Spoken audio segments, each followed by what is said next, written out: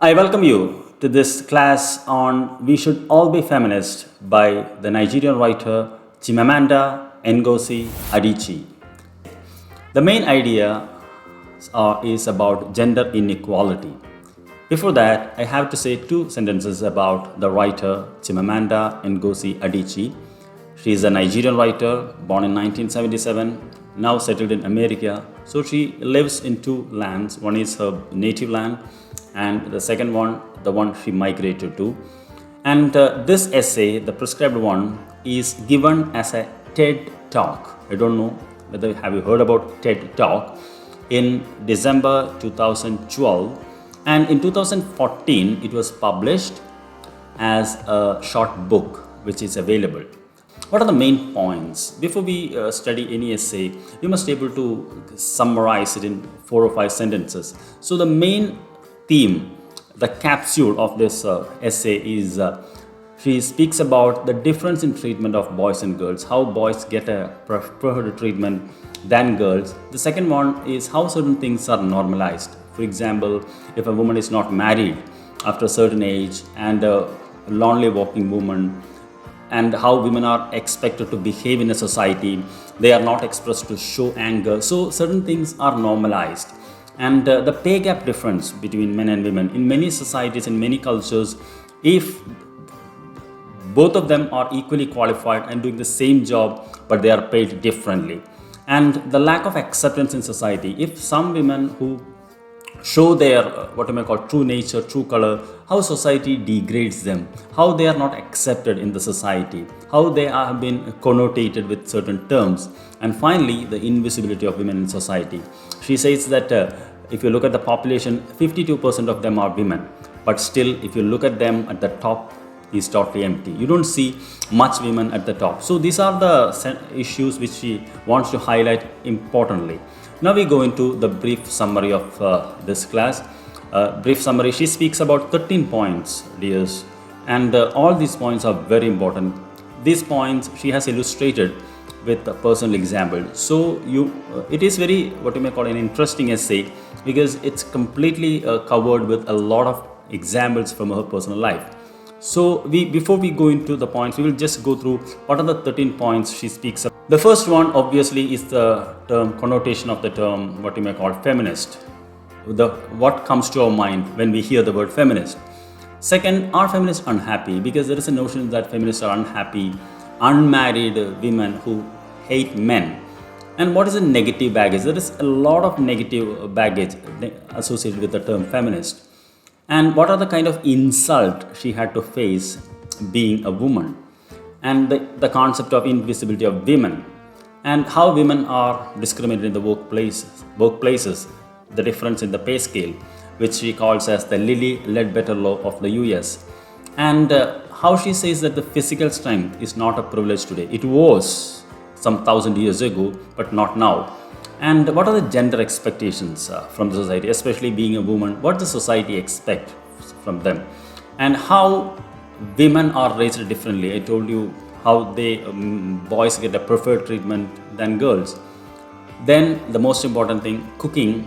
She says that women are not born with a cooking gene. I found it really funny. Then how female issues are normalized. Basically today people say that women don't have problems now. They had, not now. But she points out a lot of such issues in the essay. Then the next thing is she says gender and class are different. When women speak about their problems, people say that poor people also have problems. But she says that even being a poor man, he has a privilege of being a man. And she speaks about bottom power is not power. Bottom power means it's a negative term used for some certain women who use their sexuality to achieve something. It is not a power. And finally, she says that culture should not be a reason for women aspiration. So these are the 13 points which she has elaborately discussed in this essay. Now let's jump and see how she has done. The first one is that the term feminist. Who called her feminist? She says when she was 14, she used to have a boyfriend who called her feminist. She says when she was 14, used to have a boyfriend. Her name is Okoloma, who died in 2005. So when she was having an argument with this boy, suddenly he called her, "You are a feminist." And she says, being called as a feminist is not a privilege, because it's something like you're a supporter of terrorism. So the word feminist comes to your mind as being a terrorist. That's the kind of connotation many people have.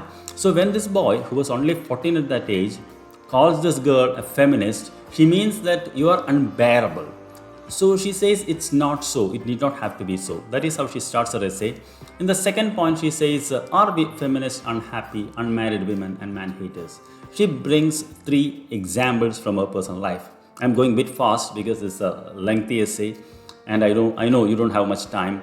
She says, after the publication of her first novel, Purple Hibiscus, she was promoting this book in Africa. And a journalist, a well-mannered journalist, told her, don't call yourself a feminist, because feminists are unhappy women. But she says she's happy and a feminist. So then onwards, she started calling herself a happy feminist. And later, some people told her that feminism is not in our culture. It is not African. It is from the West. Then she started calling her happy African feminist. And some of her relatives told her, especially not a relative, a dear friend told her that feminists hate men. But Chimamanda says she loves men. So she started calling herself as a happy African feminist who does not hate men. So feminists do not mean that they hate men. In fact, they love men. That is what she says. And what are the negative baggage associated with the term feminist? She says the moment somebody hears the term feminist, they think that these are a certain kind of women who hate men, who do not wear bras, who hate African culture, who think that women should be in charge. They don't wear makeup, shave, always angry, don't have a sense of humor, and don't use deodorant. These are the negative baggage. But she says it's not so. Actually, they are not like that. These are all created by in somebody's fancy. Then in the next instance, she speaks about the 3 insults that she had to face just because being a woman. The first one she narrates from her childhood. She says when she was 9 years old, there was a class test was conducted in the school to select the class monitor. So she says class monitor is like the class leader who has the power to write the name of the person who speaks in the class. And the teacher will also give her a cane. Okay, cane is not to beat anyone, but cane is a symbol of power. And she loved to boast around. And when after the exam, she became first. Suddenly, the teacher got shocked because he never expected a girl to come top. Suddenly, he changed the rule, saying that only boys could be class monitors. So the second best in the list was a boy who was a meek boy who does not like being bossed around, was selected as a class monitor, whereas what she liked, and though she came first, she was denied. She says that was the biggest insult she had as a girl of 9. And in the second instance, she says that in Lagos, people make money by doing different sort of jobs. They are very entrepreneurial. So one of the things the young men do in Nigeria, especially Lagos, is to find parking spaces for the cars. That is, when you go to park, there won't be any spaces to park. So these men will find a spot and invite the people so that they can park the car. So she says she was visiting Lagos with her friend Louis, and this man, they gesticulated. Actually, she uses some terms how they gesticulate and show them the car park. And after the parking the car, she opened her bag and gave a tip to the person who helped her. So this man happily received the tip, and instead of thanking her, he thanked her friend Louis. So Louis was wondering why he is thanking me. So Adichie says, just because she is a woman, the man must have thought she could not earn any money. The money she gave came from the other man, the Louis. And the third one, she says, in Nigeria, if she's a lonely woman, cannot walk into a hotel because the security will stop and ask her, because they think that women cannot make money by themselves. Even if they make money, that is only by doing working as a sex worker. So a lonely woman on the street is treated as a sex worker. She had to face all these what you may call discrimination in her life. And then she speaks about the concept of invisibility of women. She says that though the population is more women, they are not visible in the public spaces. Especially, she says, she quotes the Nobel Prize winning writer Wangari Maathai, the higher you go, the fewer women are there. She says, if you look at the top executive positions and all, we expect men to be there. So she says, when something is repeatedly done, it becomes normalized. And once it is normalized, what happens? You don't want to see anybody else there. And how women face discrimination in workplaces. She says women are not paid equally in many countries. Even she gives example from the US, the Lilly Ledbetter law, which was contested during the elections, which was the law was to give equal payment, but it was denied even you have same qualification. And she says the seventh point is that physical strength is not a privilege today. She says some 1,000 years ago, it was a privilege. She agrees that men are physically stronger than women. And she says that we have different bodies, which has got different functions, and then hormones are different. But in today's world, it is not physical strength, but intelligence, knowledge, creativity, and innovations that matter. So gender should not be a criteria for any job. And she says, what are the gender expectations from women? If you're a girl watching this, you can understand this. I need not have to tell you. But I'll quote from the essay. She says, one of the things is that women are not expected to express anger publicly.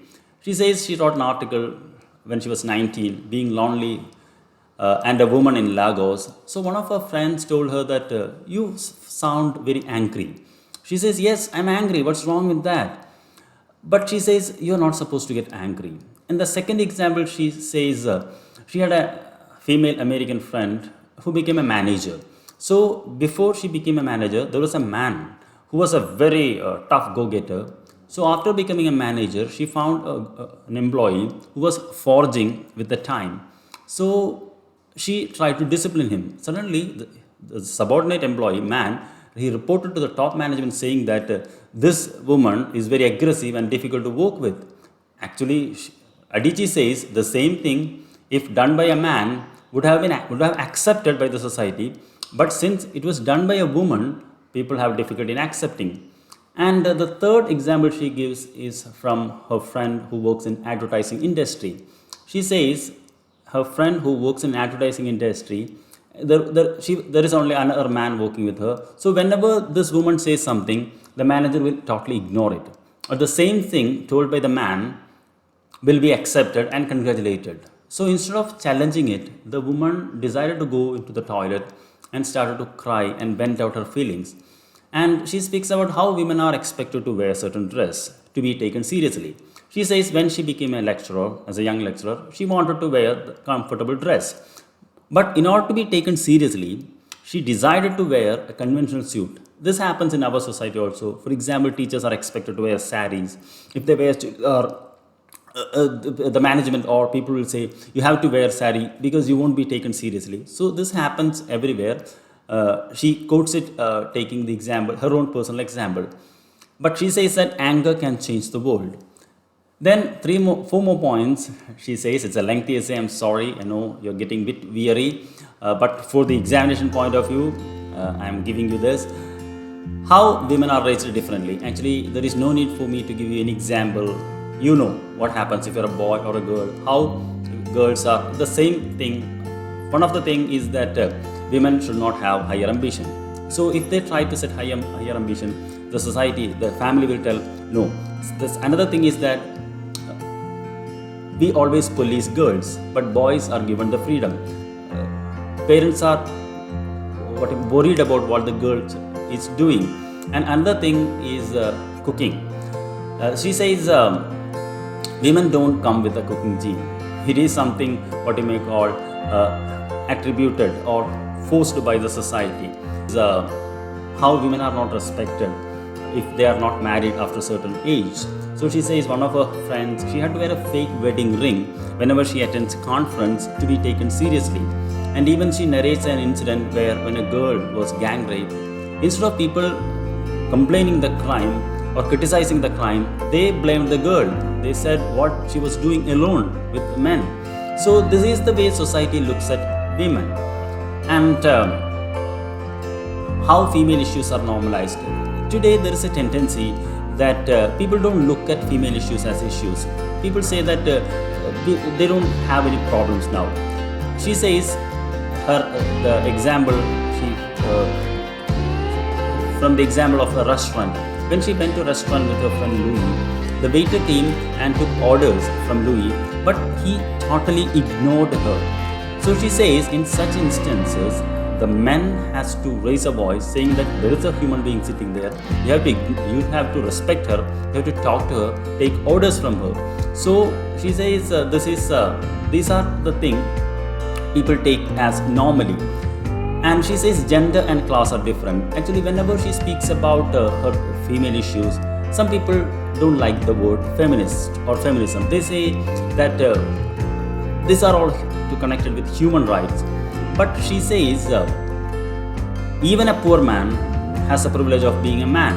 Okay, and even, for example, she says when a black man speaks about his problem, he does not call it as a human rights problem, but call it as racism. Last 2 points. Some people say that women still hold power because they have got sexuality. The term is used is bottom power. But she says that bottom power is not power at all. It's degrading a woman. And finally, she says that some people use culture as a defense.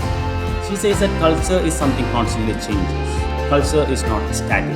For example, she quotes her twin nieces. Had they born some 100 years ago, they would have been killed by their community because their community treats twins as inhuman. But presently, things have changed. So she says culture is constantly changing and evolving. And she says, what is the definition of the word dictionary? What's the dictionary definition of the word feminist? She says it's a person who believes in social, political, and economic equality of sexes.